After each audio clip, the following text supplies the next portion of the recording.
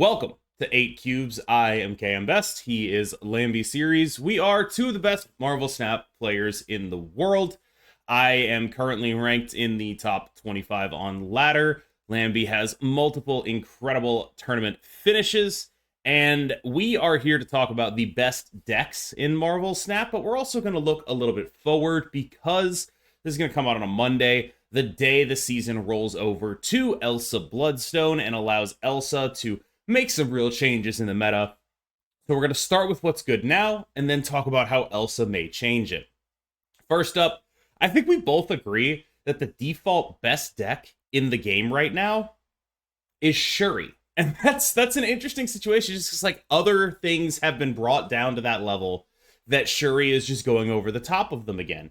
Specifically, the Shuri Sauron builds, because Shuri Kitty is now a little bit DOA after that nerf. So Shuri Sauron relies on playing pretty specifically Sauron into Shuri, into some bigger stuff, but your early game plan can be stuff like Zero and Ebony Maw, and you also have Ebony Maw if you need to play a big card alongside your large 5-cost card on the final turn of the game. We both consider, I believe, America Chavez to be absolutely required in this deck. It's a deck that scales much higher when you play Shuri on 4, or Sauron on 3, or, hopefully both.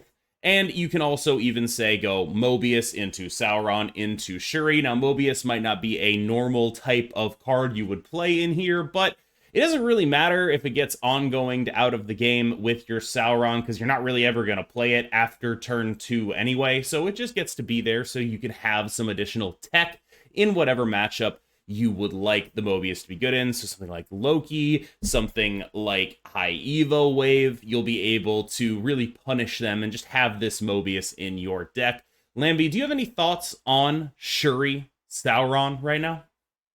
This deck, honestly, I feel is there's not much to add outside of what you've exactly said, because this deck, okay, to me, this deck, firstly, it's very inevitable, which is like if you have Shuri, Sauron, Shuri, Red Skull Taskmaster, it's very hard to beat. It's just like, can you shank this? Can you alive this? If you can't, you just die. So like, I do agree this is probably one of the best decks in the game right now, because there's like this level of inevitability to it, which makes it like really good to snap with, right? Because if you have the hand, you just snap.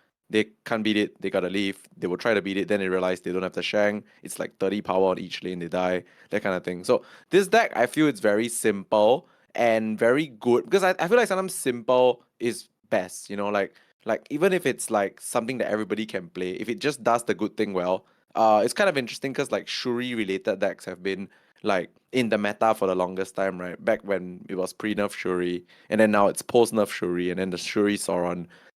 This style of just slam a lot of points, and if you can't counter it, you die kind of deck has always been like a recipe for success. So Shuri being the top of the meta right now with like Loki's slight nerf, I think makes a lot of sense. Yeah, so I think this deck easily to me best or second best deck in the game right now. Yeah, especially the Loki thing. Like, my read on Mobius was that it was not a Loki counter on its own. It wouldn't make your deck beat Loki just by putting it in there, unless your deck was already close to beating Loki, right?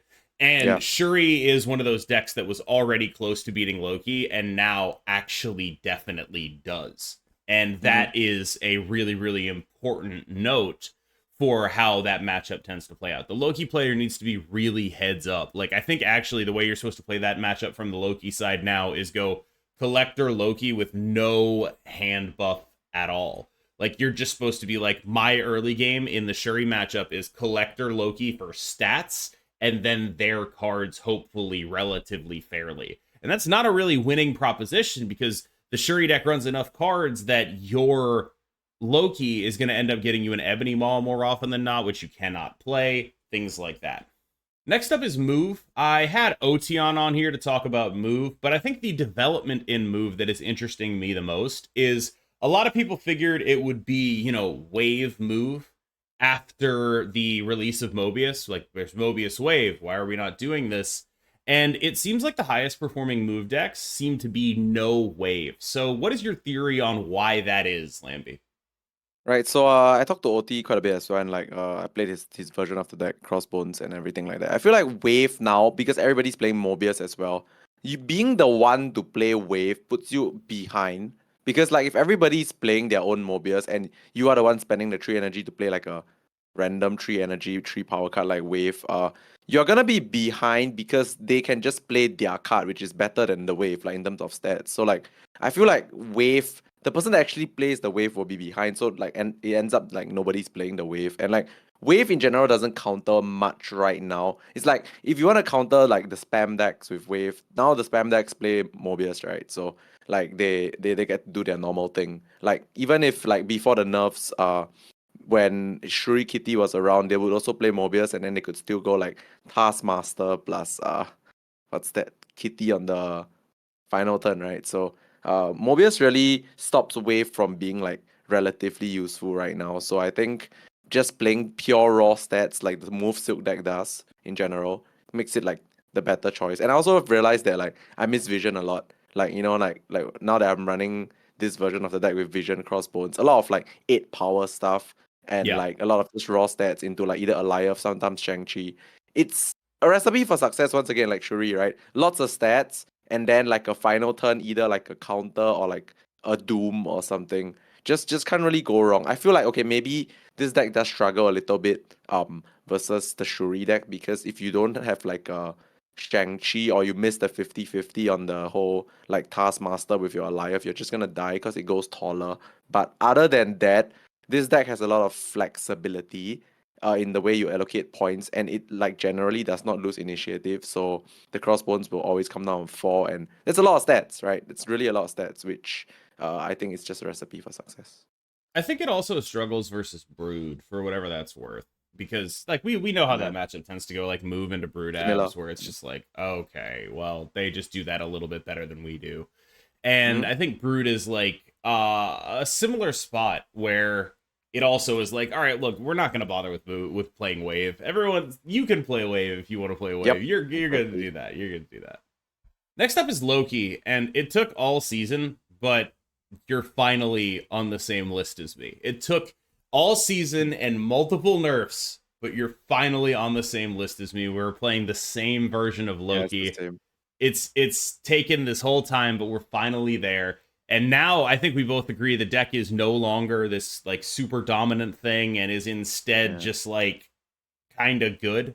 Like it's still quite solid. I think people maybe have gone away from it a little bit too much, honestly, because it is still like it's still got good matchups into the move deck. It's still got good matchups into the brood deck. Even when they play Mobius, if you have Collector and Loki, it's just better. And it's a very, very powerful deck still. In my experience, I have found that it is still something that benefits from, you have to be a little more aggressive with your snaps. You used to be able to be passive because you just kind of knew you were going to win everything. Like you didn't want to like get involved in high leverage games because that was the one way a bad deck, which is to say every other deck, could beat you. But now like your snap patterns are different. You have to really capitalize on your good draws. You have to be aggressively snapping before your Lokis some of the time, and that's a little bit different from how it used to be, and it does introduce a little more risk into the deck. I think what we're seeing here is a good example of how Second Dinner's balanced strategy of chopping the bottom off is able to significantly weaken a deck. What are your thoughts on Loki at this point? Right. So I'll just my portion here is just gonna tell you exactly how I think we should be playing this deck right now, which is Okay. since we're on the same list. Basically we still run Snow Guard. I've been playing Yeah. Loki quite a bit recently, and I play Snow Guard, but I almost never play the Auroras. I literally play Snow Guard and then I Loki them away. But Yeah. like that's the point. So okay, how I usually do this is right now with Loki is that firstly my win rate post nerf is still absurdly high. It's like 70% or something. But like anyway, what we do here is that you got Collector, you got Loki, you probably can stay versus anything because it's just absurd, right? You can stay Mm-hmm. versus Mobius, by the way. But like if you don't have Collector and they play Mobius, you just get ready to leave because the deck is very reliant on Loki if you don't have like Collector to be buffed, right? So Yeah. if all goes well, they don't have Mobius, you don't have they don't have Mobius, you have Collector, you have Loki. Then you can play the game whereby you just need to know the matchup well, like how it was in the past, right? You still make sure you Loki in time to steal their 5 energy Hawks, 5 energy Dooms, 5 energy Alioths, or like Loki early to steal the Silk decks like Silks, Spider-Man's, Cravens. It's the same. Like if you don't see Mobius and you have Loki, it's about the same thing. It's still the same Yeah. bastard deck that it was before. So I think one thing that people just need to realize now when it comes to the Loki deck is that if you get hit by an early Mobius, just prepare to leave, fight your battles, choose the right battles. And the games where you have Loki and you don't have Mobius, I think you still just win. It's about the same. Yeah. Yeah, like they chopped the bottom off, right? Like there are more losses in the deck now, but the high rolls Yes. are still just as high. It's the same. Yeah.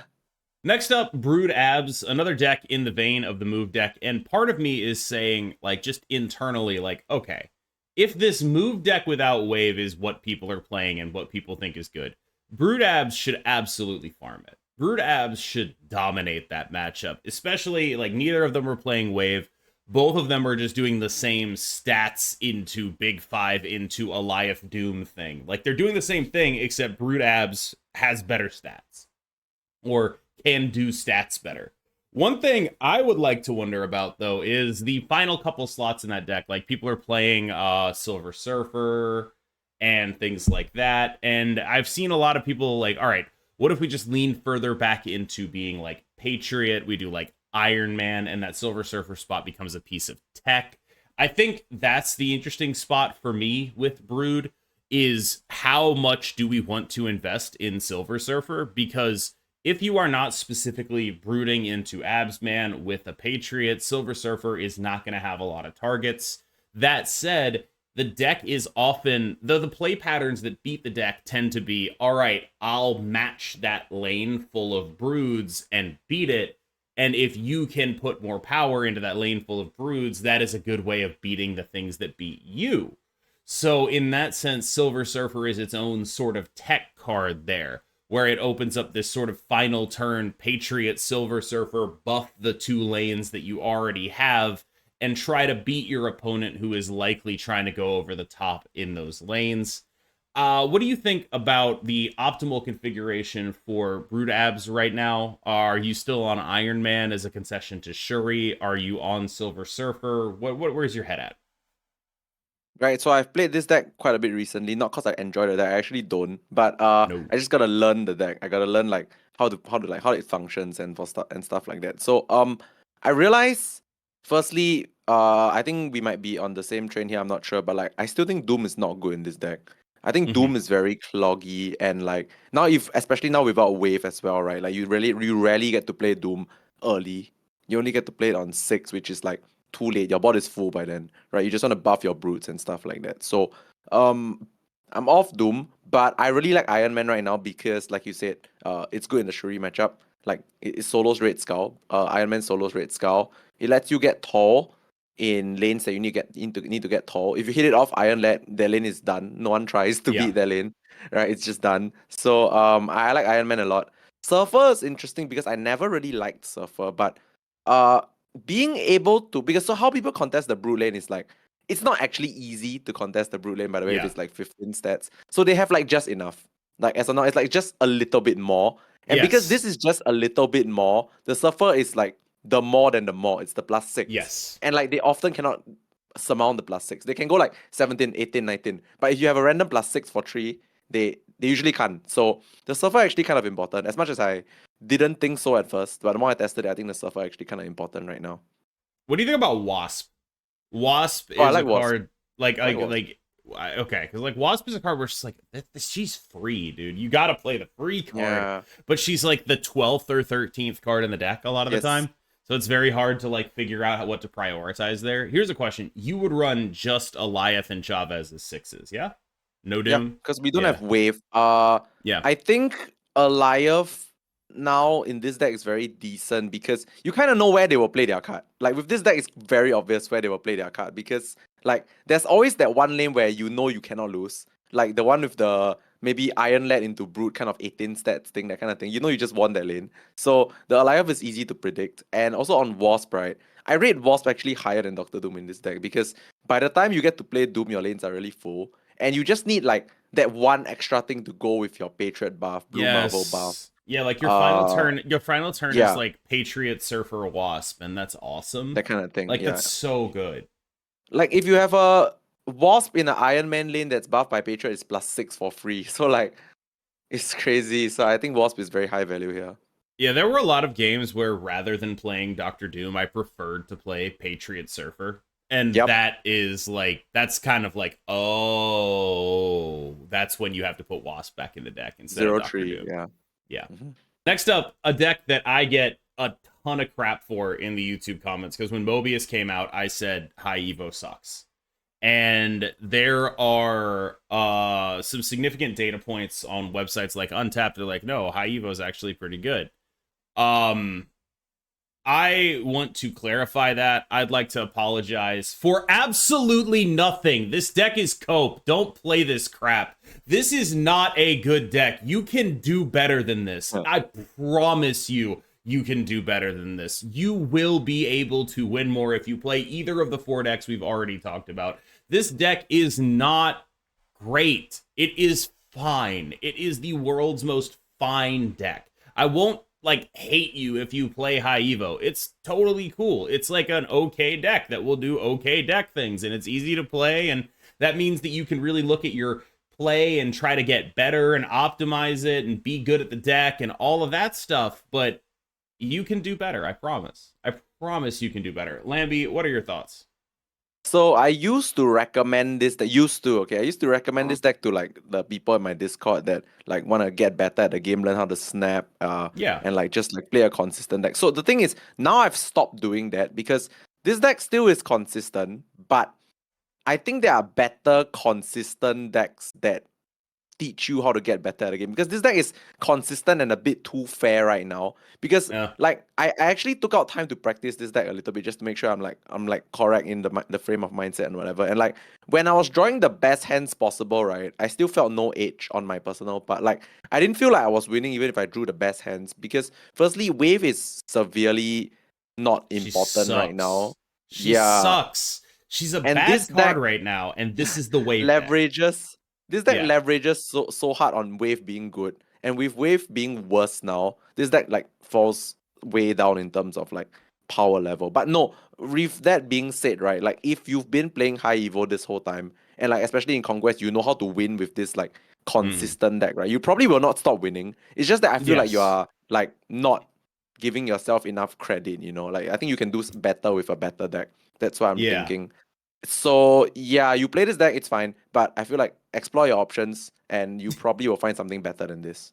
Yeah, it's okay. This is safe. Like, This is safe. This is a safe deck. yes. Yeah. It's safe, it's fine, you'll do okay.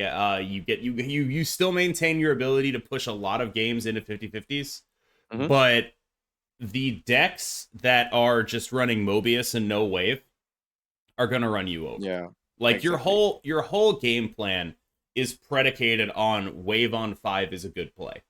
And wave on 5 has probably never been a worse play than it is right And now. now. It has Yes. the and other decks, they can adjust to this by cutting wave. And we see what Brood has done, we see what Move has done. High Evo, Sunspot, Misty Knight, the whole High Evo package, Cyclops, it's all built on that wave skip on turn 5 and turn 6. Like that's what the deck is about. That's how it gets all the power. Is it goes turn 5 and turn 6. We are skipping, and that's better for us than it is for them. That's how wave works, right? And if that's not actually a good play anymore, and if that paradigm is disrupted, this deck gets a lot worse. And that is what has happened, and it is a lot worse. All right, so the next deck that we have is a very interesting one. You'll be surprised we might be talking about this, which is Phoenix Force. I know I've seen a lot of different Force builds on like Twitter and like in some Discord servers before, but when I play this deck, all I feel is that it does one thing and does one thing very well. But Mm-hmm. you know, people have been reporting success with this deck. So Kim, what do you think? Why has this deck been like be successful now? Like why? It does two things, all right? It does two Okay. things, okay? It does Phoenix Force and it does Shuri, all right? That's two things, okay? Okay. So, why is it successful now? Because when you look at the decks we've already talked about, right? none of them are really gonna be Shang-Chiing you for the most part. Mm-hmm. And a lot of them are reliant on their only interaction being Alioth. And so you have a deck in Phoenix Force where you have two real major nut draws. And the first is, multiple mana Human Torch gets blown up and then brought back as a Phoenix, right? And the second is Shuri into Nimrod into Baboom, Baboom, Baboom, right? And I think the key card in making this deck work is actually Ghost Spider. And that is because you will get a million people who will go, you will go Shuri into Nimrod, and they will Alioth that lane. And you Ghost Spider the Nimrod, and then blow it up elsewhere. You get a million people like that. Like, that is such a default baseline play as to how people play against this deck, where it's like, all right, I'm going to Cosmo the Nimrod lane. I'm going to Alioth the Nimrod lane. I got them. Let me Boomer Snap. And then they die, right? Like, that is like this sort of foundational thing going on. The list I'm playing is actually light on destroy stuff in order to fit that Ghost Spider back in, which means that I had to do a lot of, all right, I need to know which game plan I'm on. I need to know if I'm using this destroy card on turn 2 in order to get a Phoenix Force on turn 4, or if I'm saving the destroy cards for a Nimrod later. And that is actually like, that's actually really hard to do. Like, I'm going to be 100% honest. I had a lot of trouble prioritizing with this deck, where it was just like, oh god, I don't know what to do.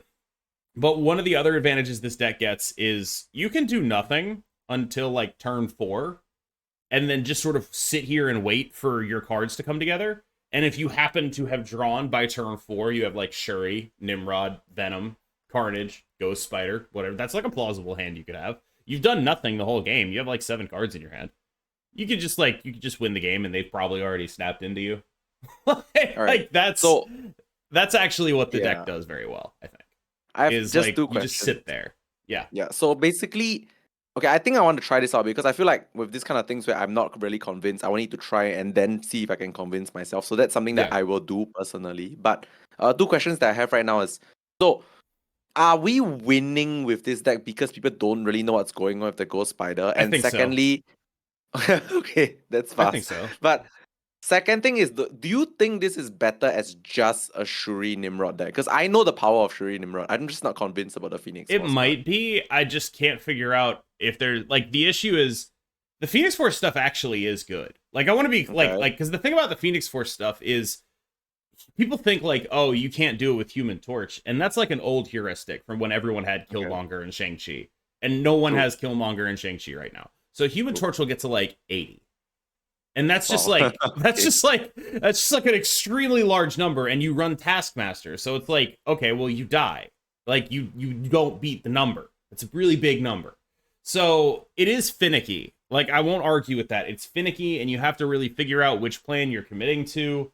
But there are, like, when this deck does either of the 2 plans that it looks to do, it's very hard to beat.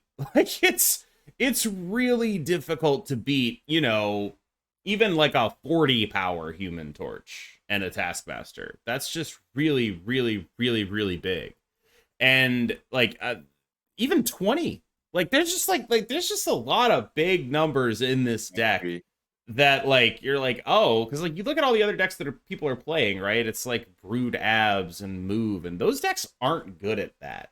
They're not good at points. They're not like really built for that. And one of the things that I actually noticed was I could play around Shang-Chi by, like, I'll have one, like, multiple man moving around the board, and then like my turn 5 is Shuri and my turn 6 is Nimrod, where I'm expecting like a Shang-Chi or a Alioth or something. And so it's like, oh, I can play around that in really, really weird ways, basically. It's like, all right, look, if you Shang-Chi me, I'm gonna win because this is a 12 power Nimrod going to the other lane, stuff like that. Just some odd and interesting things that this deck can do. I do think, obviously, it's getting a lot of value out of people not knowing what it is. Like, obviously, it's getting a lot of value out of Ghost Spider stuff. I don't know if the deck can stand on its own. What I do know is I played 11 Conquest games with it. I threw at least 2.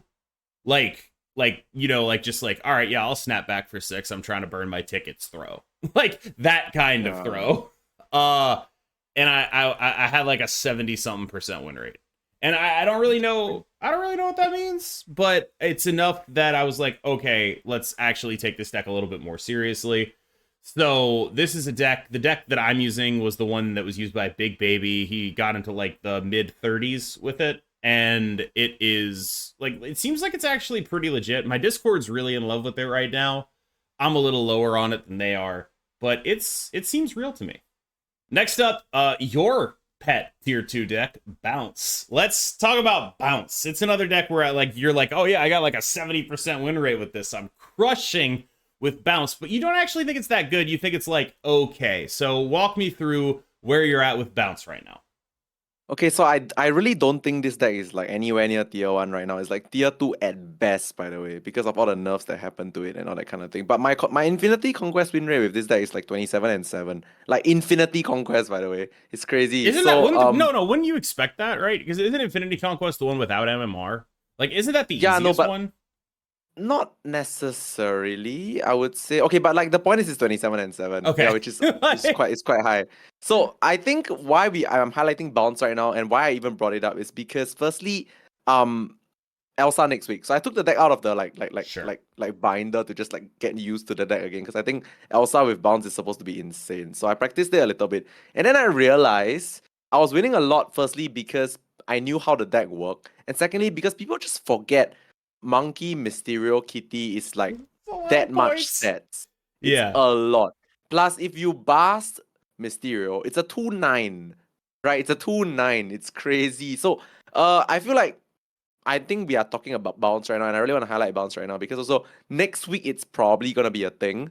And like people should not forget that this deck is like actually a lot of points. And it goes very tall. And it goes very tall in random places, which was one thing that I discussed with KM on like long time ago. Like we said that Bounce was good because like it goes tall in random places, which means you have a lot of control over where you want to win, which is something that people like, you know, forget about sometimes. So which is why I That's really like the actually deck.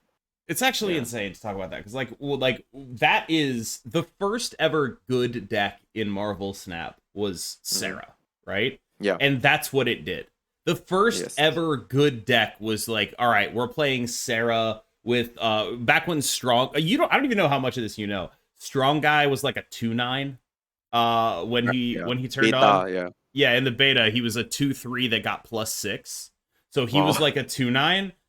Lady Sif was a 2/4. Ghost Rider was a 3/3. So you'd Lady Sif, Ghost Rider, here Chavez.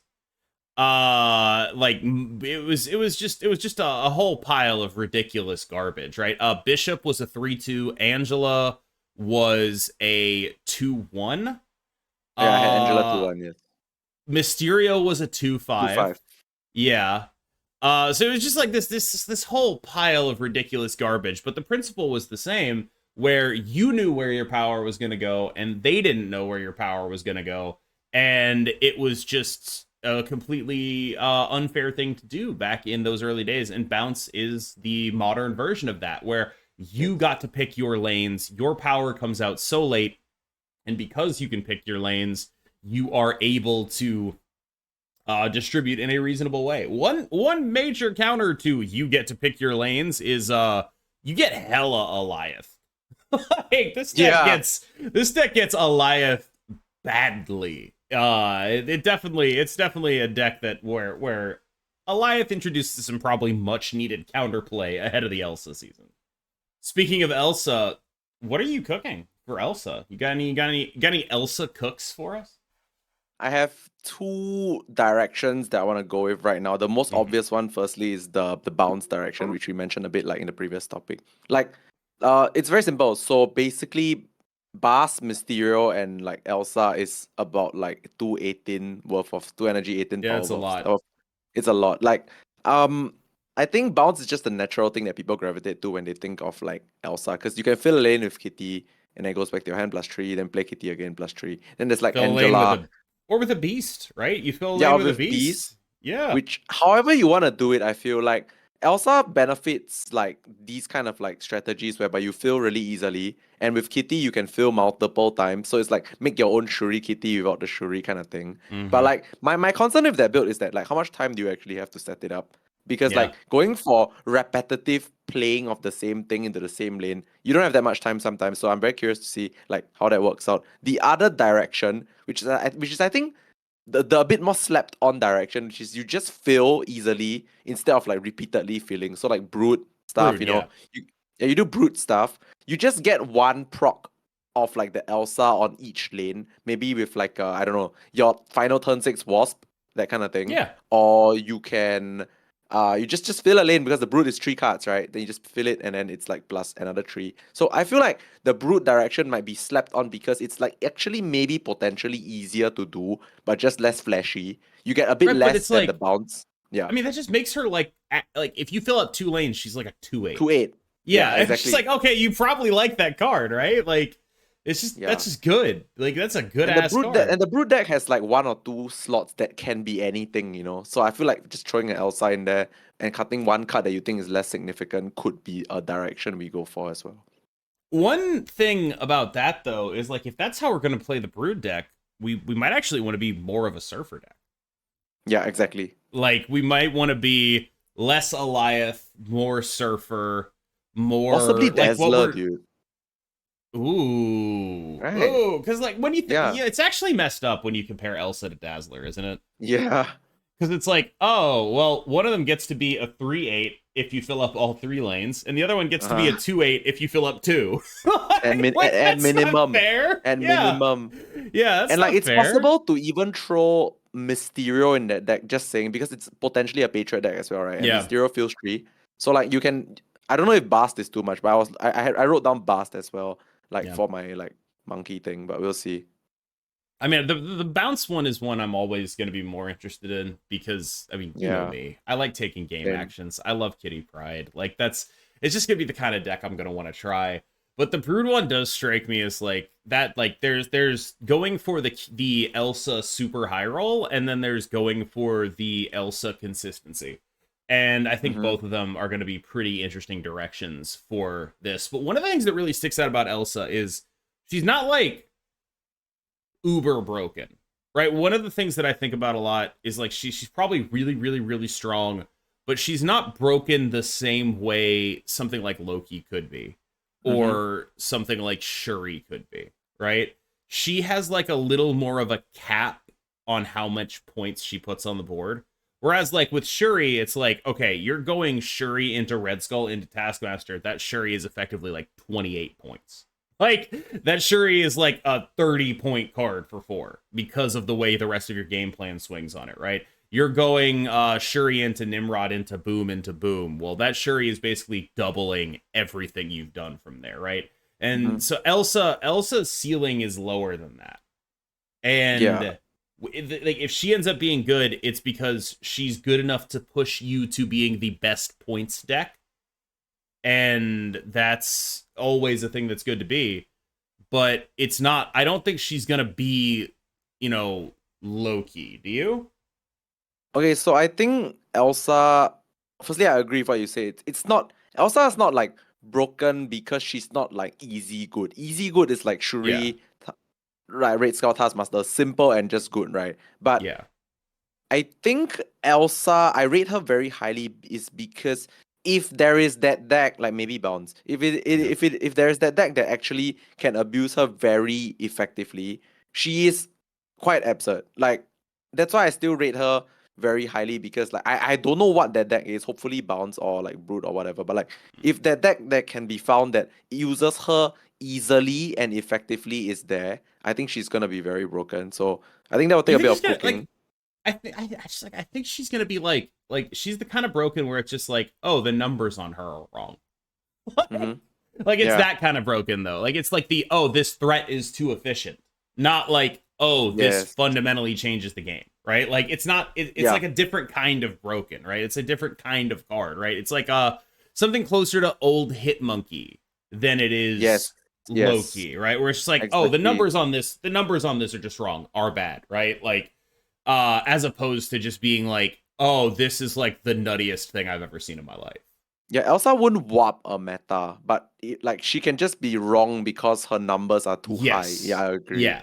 Like it's Yeah. that kind of card where it's like, oh Mhm. well, you can fix this in an OTA. Yeah, just You change can the just 3 to a change the 2 or numbers, something. yeah. Like you can just Yeah. change the numbers on this. This is fine. But yeah, I do think like I don't want to make that sound like I don't think she's really strong. I think she's incredibly strong, but it's like a different kind of strength. It's an efficient threat strength rather than a oh my god over the top strength, right? Yep. She's never you're not going to go wildly over the top with Elsa. You're going to be winning a lane by 5. But Mhm. you're going to be winning a lot of lanes by 5. So, Yes. you know, like this isn't a card like Loki where it's like, ah, yes, my 320 power collectors, right? Like it's not doing that. But it Yeah. is It's going to not put you easy in good. Yeah. yes, it is going to put you in contention for a lot of lanes that you otherwise wouldn't be.